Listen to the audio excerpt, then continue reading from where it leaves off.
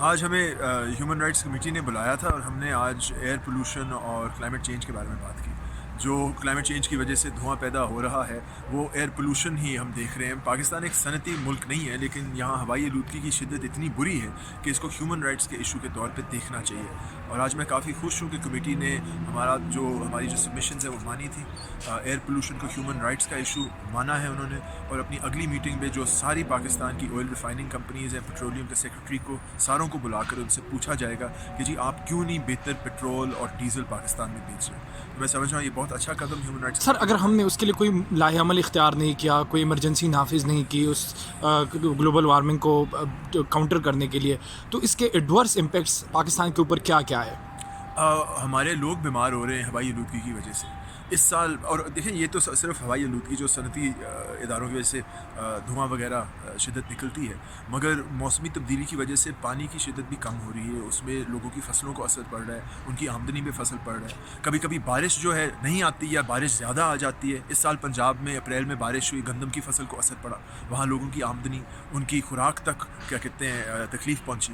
تو یہ climate change اس وقت پاکستان میں موجود ہے اور ہمارے جو شہری ہیں, ہمارے جو بھائی بہن ہیں, وہ متاثر ہو رہے ہیں. سر ایز اے اکنامک ایکسپرٹ, اگر آپ کو یہ اختیار دیا جائے تو پہلے 3 کام آپ کیا کرو گے اس ایشو کو کاؤنٹر کرنے کے لیے؟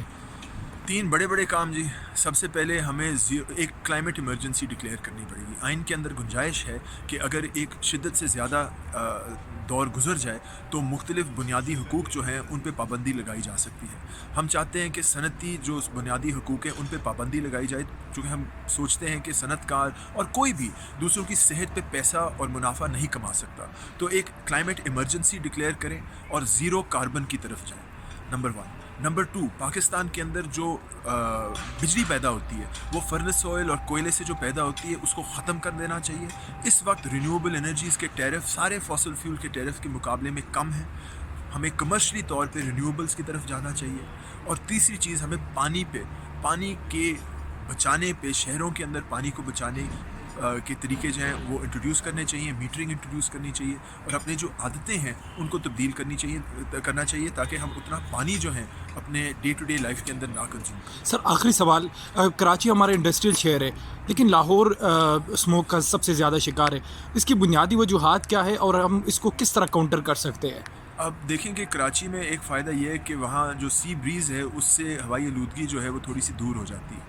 لاہور میں ایسا وہ سی بریز کا آپ کو نظر نہیں آتا, اور جو ہوائی آلودگی ہے وہ پھر پھنس جاتی ہے شہر کے اوپر, اور اس لیے ہم لاہور اور پنجاب کے جو شہر ہیں اس کے اندر ہوائی آلودگی زیادہ دیکھتے ہیں بمقابلہ کراچی. لیکن کراچی میں بھی میں کہنا چاہتا ہوں کہ ہوائی آلودگی موجود ہے, بس وہ سی بریز کی وجہ سے دور ہو جاتی ہے.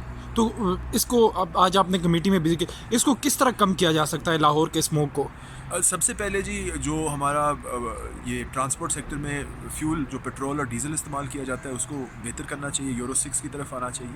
اور دوسرا جو ہمارا بجلی بنانے میں جو ہم فرنس آئل اور کوئلہ استعمال کرتے ہیں اس کو رینیویبلز میں اگر لے آئیں تو سب سے بڑے قدم یہ ہیں. باقی جو یہ بھٹا چلانا اور فصلیں جلانا یہ چھوٹے مسئلے ہیں, ان پہ قابو کیا جا سکتا ہے. جو اس وقت بڑا مسئلہ ہے وہ پیٹرولیم اور جو ٹرانسپورٹ سیکٹر اور انرجی سیکٹر کے اندر تیل اور پیٹرولیم اور کوئلہ استعمال کیا جاتا ہے اس کا مسئلہ ہے.